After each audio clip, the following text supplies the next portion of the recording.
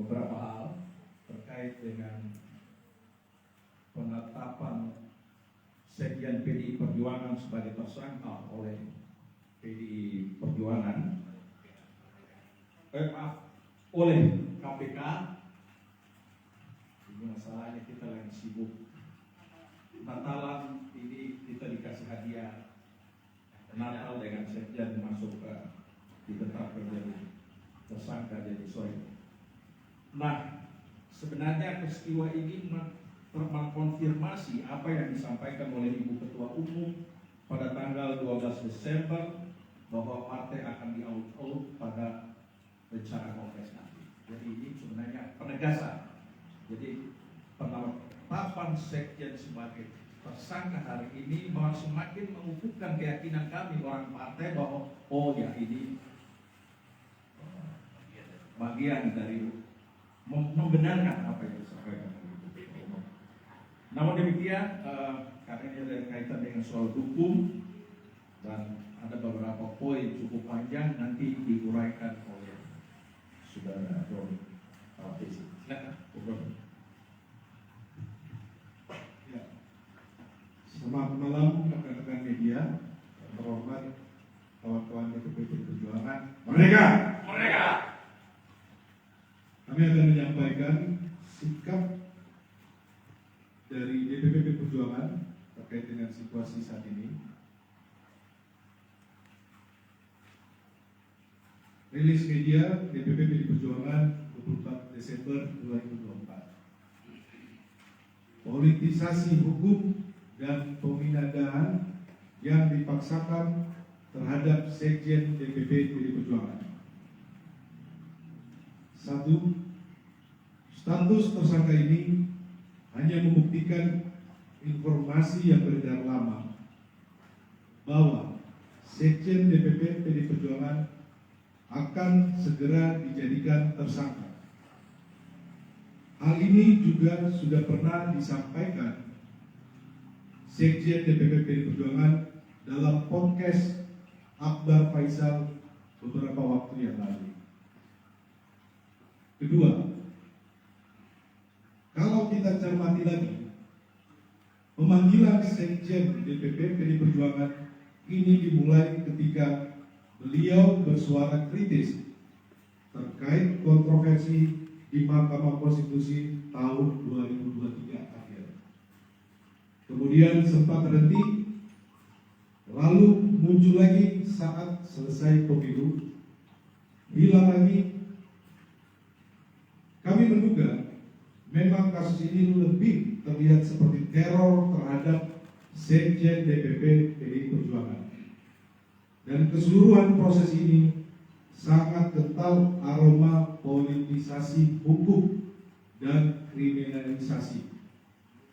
Beberapa indikasi yang dapat dilihat antara lain: pertama, adanya upaya pembentukan opini publik yang terus-menerus mengangkat isu Harun Masiku, baik melalui aksi-aksi demo di KPK maupun narasi sistematis di media sosial yang patut dicurigai dimobilisasi oleh pihak-pihak tertentu yang berkepentingan.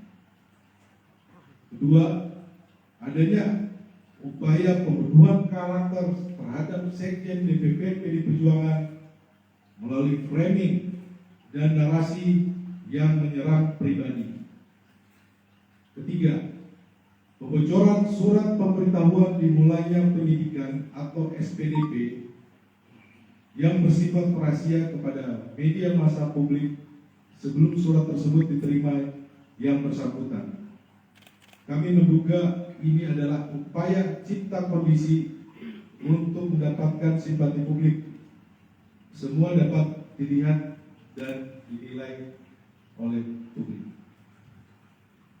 Ketiga, kasus suap Harun Masiku telah bersifat inkrah atau disebut berkekuatan hukum tetap, dan para terdakwa bahkan sudah menyelesaikan masa hukuman. Seluruh proses persidangan mulai mulai dari pengadilan tipikor hingga kasasi, tidak ada satupun bukti yang mengkaitkan Sekjen DPP PDI Perjuangan dengan kasus suap Wahyu Setiawan. Keempat,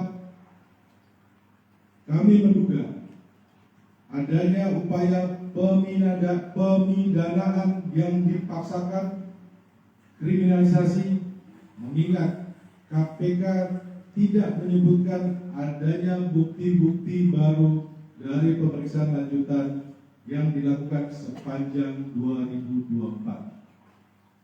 5. Dugaan kami pengenaan pasal obstruction of justice hanya formalitas teknik hukum saja.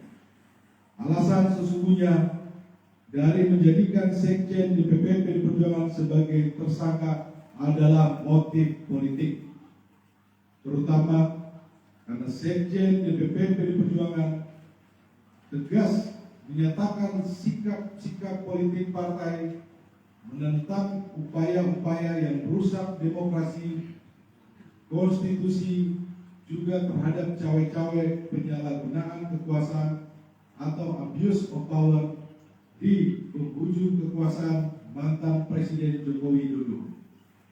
Bahkan sikap tegas ini baru terjadi minggu lalu ketika partai mengambil sikap yang tegas dengan memecat 3 kader yang dinilai telah merusak demokrasi dan konstitusi. 6.